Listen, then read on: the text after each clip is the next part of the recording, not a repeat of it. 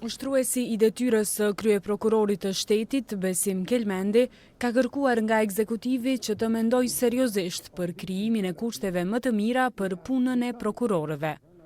Kelmendi tha se mosaprovimi i kërkesave buxhetore, veçmas për rritjen e numrit të prokurorëve, ka kufizuar punën e prokurorit të shtetit, por edhe të gjyqtarëve.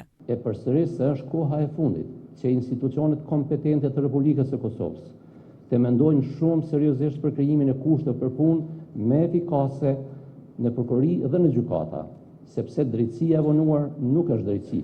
Përkundrazi, një drejtësi e vonuar vetëm sa paraqet shkaqe dhe arsye për zhgënjim dhe rritje të kriminalitetit dhe dëmtim të rënd të drejtave të njeriut. Mungesa e prokurorëve në raport me numrin e lëndëve të grumbulluara që nga koha e Unmikut dhe Uleksit dhe numri i madh i rasteve të reja që vinë e pranohen në punë janë sfida të mëdha për prokurorin e shtetit.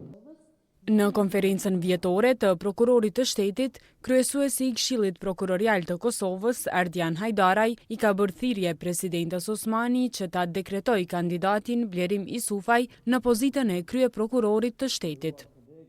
Gjatë këtij mandati kemi punuar me përkushtim për përmbushur mandatin tonë kushtetues dhe ligjor për të krijuar kushte më të mira për punën tuaj si prokuror, për të forcuar integritetin dhe llogaridhënien në sistemin tonë dhe për të siguruar që drejtësia të jetë më e prekshme për gjithë qytetarët.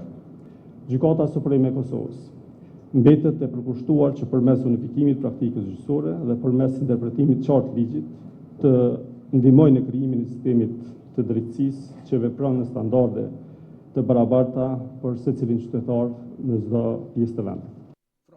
Në sesionin e dytë të konferencës, pati prezantime për avancimin dhe fuqizimin e proceseve të punës në sistemin prokurorial.